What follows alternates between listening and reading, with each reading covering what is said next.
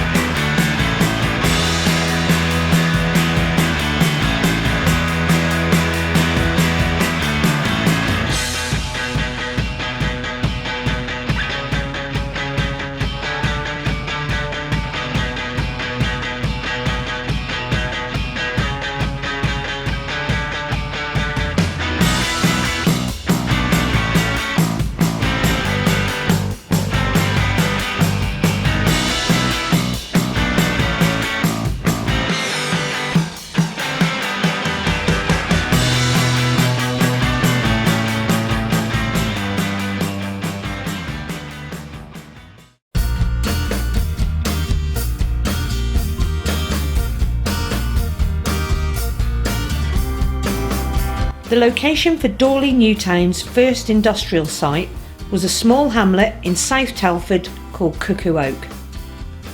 An abandoned canal basin would make way for 8 nursery factories. Dawley Development Corporation felt it was important to offer people work if they moved to the new town. Work began in 1965 on a site off the Bridgenorth Road next to the existing Court Works foundry. Before the development started, a collection of test boreholes were dug to ascertain the land's suitability. However, once work started on the main infrastructure, it became clear that the test holes failed to reveal the disused canal basin. This resulted in extra funds being required to add additional enhanced concrete foundations before a brick could be laid. On the 25th of April 1966, Sir Reginald Pearson, the first chairman of the Dawley Development Corporation, unveiled a plaque earmarking building work had begun on the first factory unit.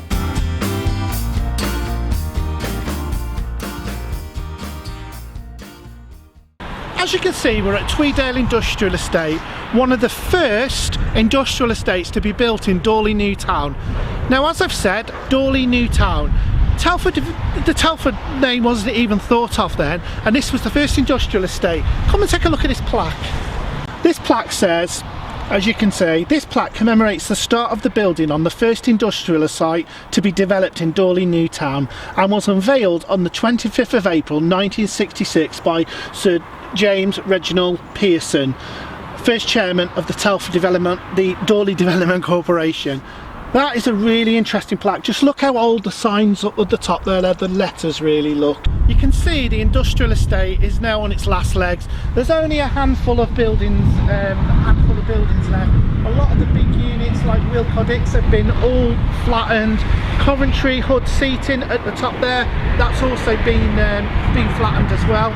It's such a shame. You can see the disrepair the industrial estate's in, and if you can see one of the pictures that I took, you can actually see the guys painting these. But that's what happens to Telford. It revitalises itself, and maybe one day this site will be full of houses.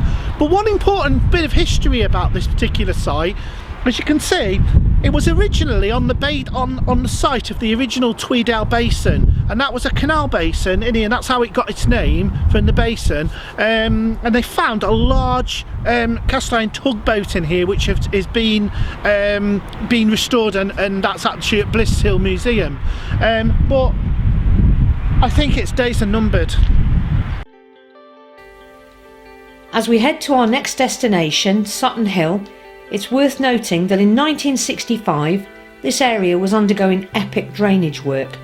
Huge concrete pipes run from Halesfield to the River Severn via Madeley. We now follow the route of the original A442 that diverted off right just after the then Maidbrook Guest House. Sutton Hill is coming into view on the right hand side.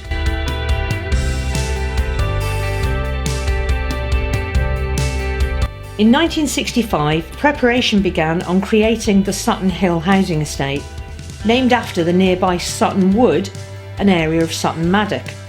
2,039 homes were planned. They were for sale and rent. 1,033 were priced between £6,000 and £10,000, and 466 were priced between £4,000 to £6,000.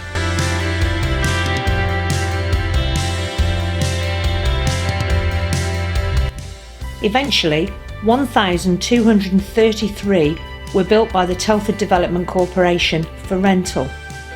The houses were designed by Dawley Development architects using the USA Radburn principle. The concept behind Radburn is to separate cars and people with the use of underpasses.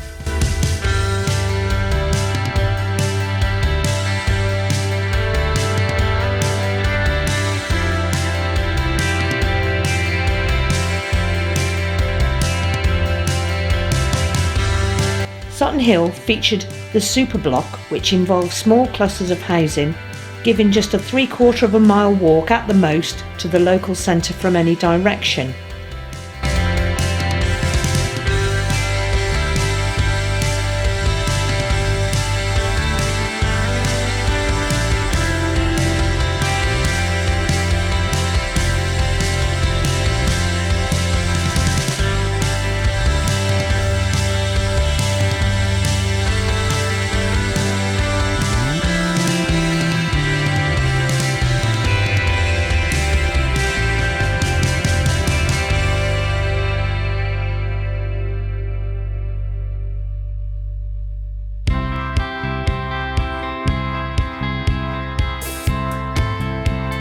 Sutton Hill Centre was one of the largest local centres in Dawley New Town. It included a doctor's surgery, a supermarket and a local pub, the Red Admiral. There was also a selection of smaller shops. In July 1966, the Archbishop of Canterbury came to Sutton Hill Centre. He came to bless a stone at the pastoral centre.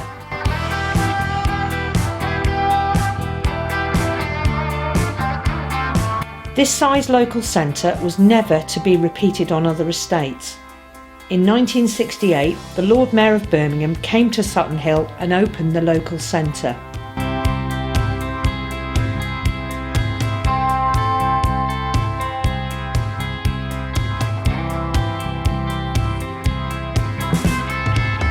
Adjacent to the local centre is the Alexander Fleming School, conveniently located in the heart of the estate. The local centre also featured a dedicated play centre and playgroup with an outdoor paddling pool. In the 1960s, the government insisted that Sutton Hill was built rapidly and cheaply. The younger generation of the Alexander Fleming Junior School. Many of them have come to Shropshire from the overcrowded industrial cities of Britain, where outdoor lessons on the brightest and sunniest of days would be made impossible by dirt and noise.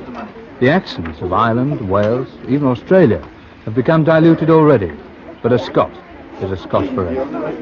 Did you come from Glasgow or Edinburgh? Glasgow? Glasgow. Yes, Did sir. you like it there? Yes, sir. Why?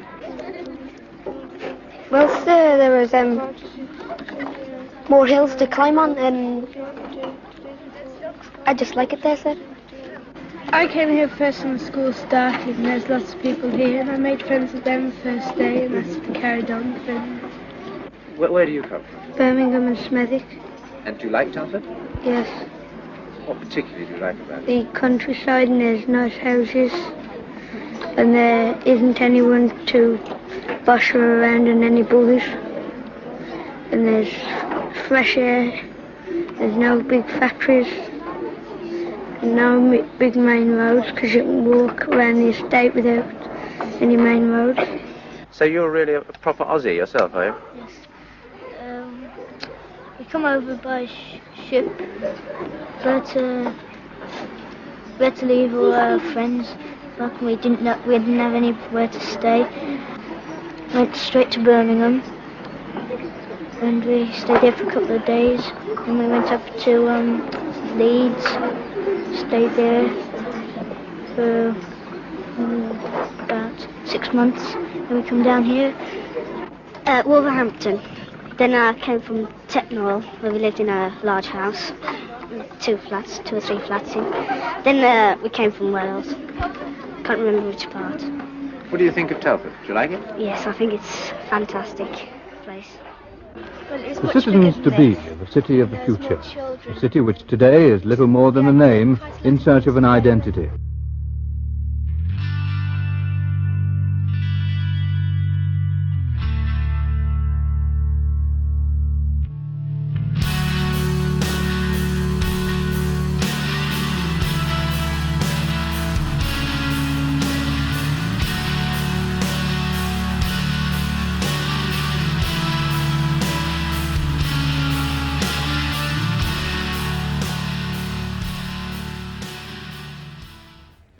Rick Williams, aged 25, decided to set up in business as a window cleaner.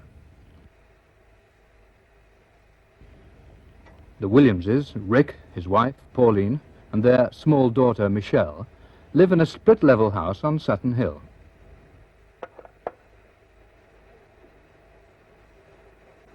They talk about themselves and their new home. Well, originally I was discharged from the army, and we couldn't find anywhere else to go. We tried everywhere, and someone suggested, as it was then, Dawley Newtown. I came to Dawley Newtown, and within a matter of hours, they'd offered me a house, you know. And Pauline was in Manchester at the time. I sent off to Pauline, she came down, she was quite taken with the place, and we moved in, and we've never regretted it. Weren't you a little afraid perhaps that you might be out in the sticks, at least to begin with? Not really, you know, it was a new place, and we wanted to start a new life. And when we came here, we did start a new life, and it's gone from strength to strength now. Pauline, from a wife's and housewife's point of view, what do you think the attraction for Telford is for you? Well, there's plenty of freedom. There's woods to go to for walks. There's space in the garden where you can relax and not be frightened of people looking in all the time. And people are pleasant. Nice to talk to. I found them all right, you know. How did the locals that were here before you react to you? Do they resent you a bit? No, they're quite helpful. They were coming in every time. Could I help? You know, I'll make you a cup of tea. Ever so helpful. I found them, so there was no trouble with them at all. Very friendly, just got on fine. Just fitted in with them. Rick, what do you think of the housing? Well, the housing, the only way I can weigh it up is that you couldn't buy a private house of this design and this well made for less than £5,000. I think they're fantastic houses. We couldn't afford to buy one, but we get as much as what any private resident is getting for £4.19 a week. Pauline, again, speaking to you as the housewife, what are the facilities like for shopping and schooling and travel and things like this? Are they adequate? To a point, the bus fares are rather expensive, I'm afraid. If I offered to babysit free for Michelle tonight, where would the two of you go off for a bit of excitement and entertainment? I think we'd probably go to the Red Admiral.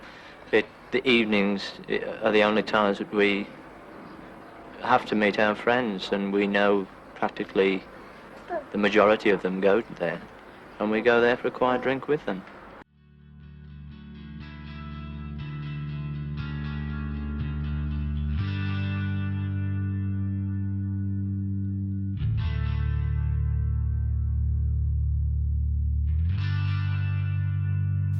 Over the years, parts of the estate suffered from disrepair. With that came antisocial behaviour and widespread vandalism. Sutton Hill residents likened the houses to Victorian slums. Over the years, Sutton Hill has deteriorated rapidly and required investment.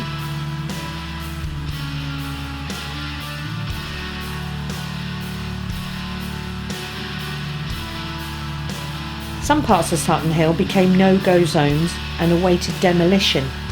Today's houses are not the houses that Mr. and Mrs. Dawes were living in when they became the first residents of Sutton Hill.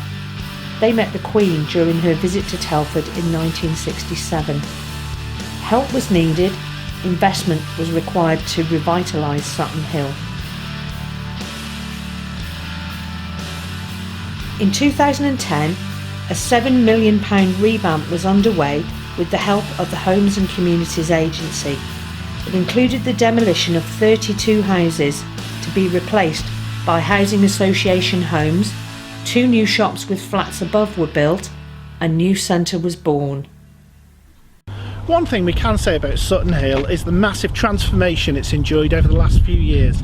The Telford and Wrekin Council have ploughed so much money into this area. They've given them a new local centre and this lovely area, lots of new houses by the Wrekin Housing Trust and various other housing associations, but also you can see over there the original stone there by the Archbishop of Canterbury. Apparently in 1966 that was popped there, but it shows how much Telford's changed.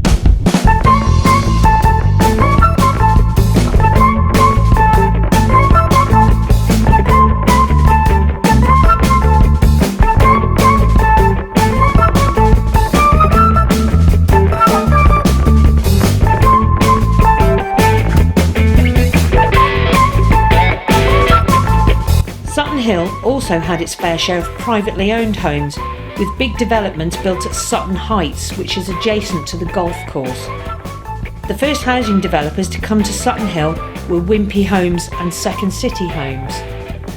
Sutton Hill is enclosed within a perimeter road, giving easy walking access to Madeley Centre and walks along the Silkin Way. During the 1970s, I was actually born living on Sutton Hill, and in those days it was a totally different place. It was quite an exciting place to live, lots of things to do. But my house here, number 1 Sunnymead, was somewhere I lived for a long time until I actually moved up to Brookside. And believe it or not, we actually carried all our furniture in a pram all the way up the Silkin Way.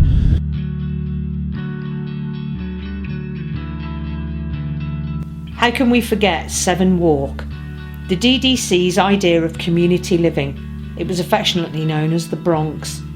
Idyllic, multi-level living.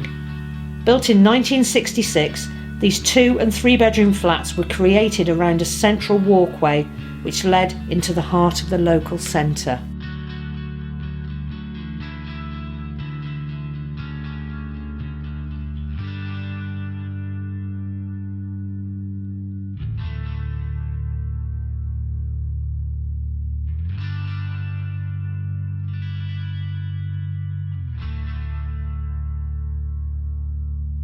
The site lay derelict and run down for 3 years in the late 80s, being purchased in 1988 by McLean Inner Cities, a member of the Tarmac Group.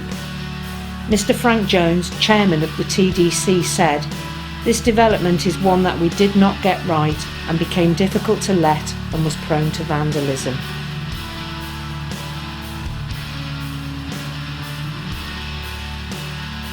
The 4-bedroom Garmiston show home was opened by the Earl of Shrewsbury in 1988.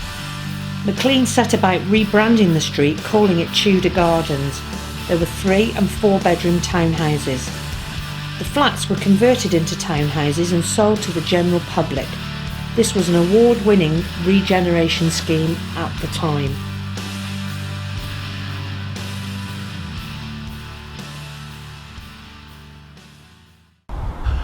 As Sutton Hill was one of the first housing estates, a lot of high density blocks of flats were built during the time of the TDC, and there's the one example here is what was called Seven Walk. This was a main walk through, lots of flats either side, quite high rise flats with lots of balconies, and over the time it caused a lot of antisocial behaviour. Then a private investor came in the 90s and actually turned these houses into luxury 3-storey townhouses, and unfortunately over time these have fell foul to rented landlords, etc., and we're almost back to the same position they were in the first place, which is a shame because the developers in the first place, it was quite an award-winning scheme at the time called Tudor Gardens by McLean in the Cities, but it shows how much things change.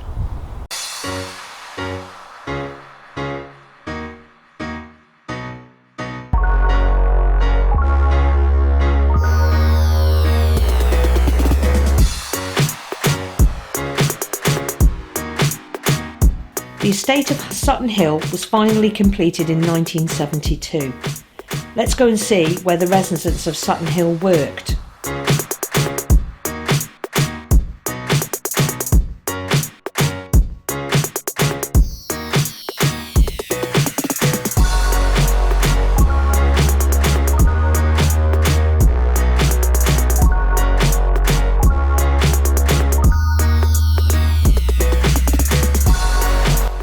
Welcome to Halesfield, 468 acres of former colliery wasteland. Halesfield was the second industrial estate to be built in Dawley New Town.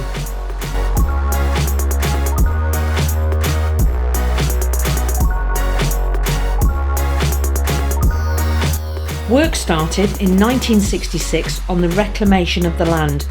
This included culverting the existing Maidbrook watercourse. Holmer Lake was also integrated into the design to provide a floodplain for a once-in-a-lifetime flood. A network of underground storm drains carry the water from Holmer Lake to the River Severn at Coalport.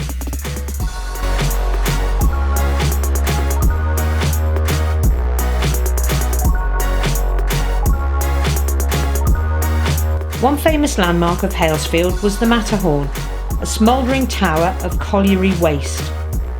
The early factories of Halesfield were small units built to blend into the existing woodland. Halesfield eventually allowed clients to design and build their own custom factories.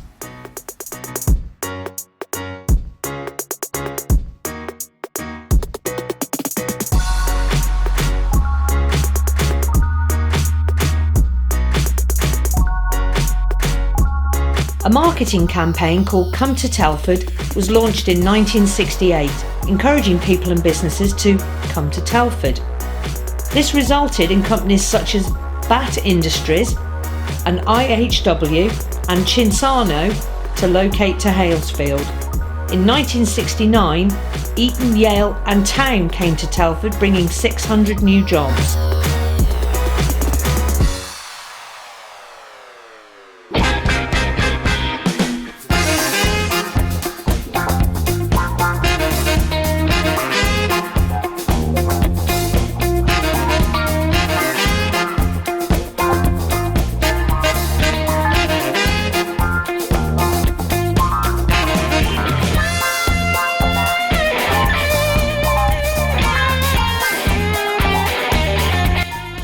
Halesfield is still a growing industrial estate where factory units have now been transformed into trading estates. Link 51, one of Halesfield's original companies, remains here today. Halesfield companies are known for manufacturing breakfast cereals, breeze blocks, fencing products and tomato ketchup sachets. During the 70s and 80s, Halesfield was known for nappies, wheelie bins, car bumpers and cassette tapes.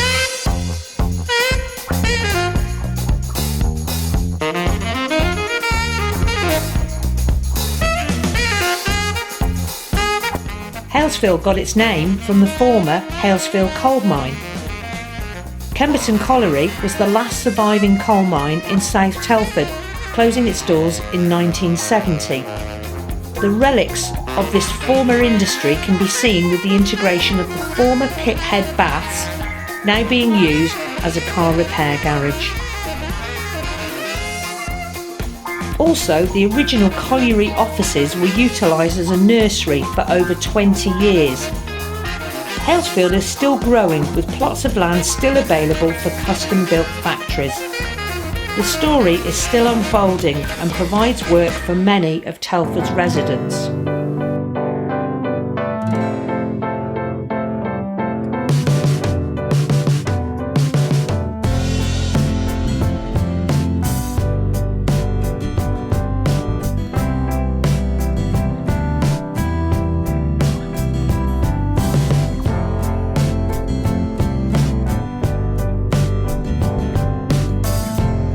Thank you for watching. That was part 2 of our amazing Telford story. There's so much more to come. In the next episode, we look at Madeley, Woodside and Brookside.